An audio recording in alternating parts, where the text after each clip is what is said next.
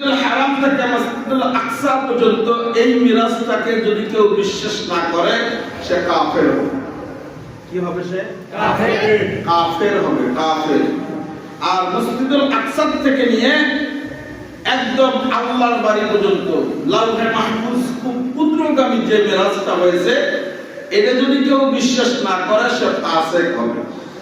কারণ মসজিদুল হারাম থেকে মসজিদুল আকসা পর্যন্ত যে মিরাজটা হয়েছিল এটা আল্লাহ তাআলা নিজেই করাইছেন, কোরআনের মধ্যে দলিল দিয়েছেন। সুবহানাল্লাহ, সুবহানাল্লাযী আসরা বি'আবদিহি লাইলাম মিনাল মাসজিদিল হারাম ইলাল মাসজিদিল আকসা।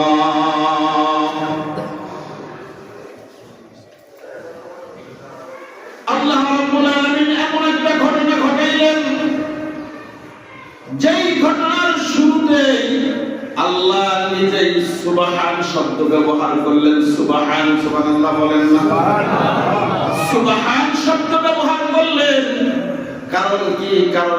কারণ হলো এটা এমন একটা দামি ঘটনা, এমন একটি আশ্চর্যজনক ঘটনা যেটা আল্লাহ তাআলা আর কোন নবীকে ঘটান নাই, কোন নবীর জীবনেও ঘটে নাই।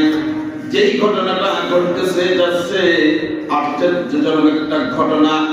আল্লাহ তাআলা জিবরাইলকে ডাক দিয়ে বলল, জিবরাইল যাও যাও আমার হাবিবের কাছে চলে যাও।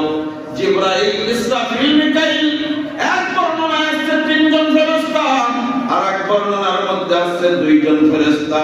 জিবরাইল, মিকাইল অথবা জিবরাইল, মিকাইল, ইসরাফিল 3 জন ফেরেশতা অথবা 2 জন ফেরেশতা আল্লাহর রাসূল যেই রুমের মধ্যে, যেই কামরাটার মধ্যে উম্মে হানির ঘরে অথবা ওই হাতিমের ভিতরে ঘুমন্ত অবস্থায় আল্লাহ তাআলা জিবরাইলকে বলল, জিবরাইল চলে যাও, জলদি করে আমার হাবিবের কাছে যাও। যাও যাও, যাওয়ার পরে দরজা দিয়ে ঢুকবা না, অন্য কোন ছিদ্র দিয়ে ঢুকবা না, সরাসরি আমার হাবিবের যেই রুমের মধ্যে ঘুমাচ্ছে ওই রুমের ছাদটা ফাঁক করে ফেলো। সুবহানাল্লাহ, কন্যা ওই রুমের ছাদটা ফাঁক করে ফেলো।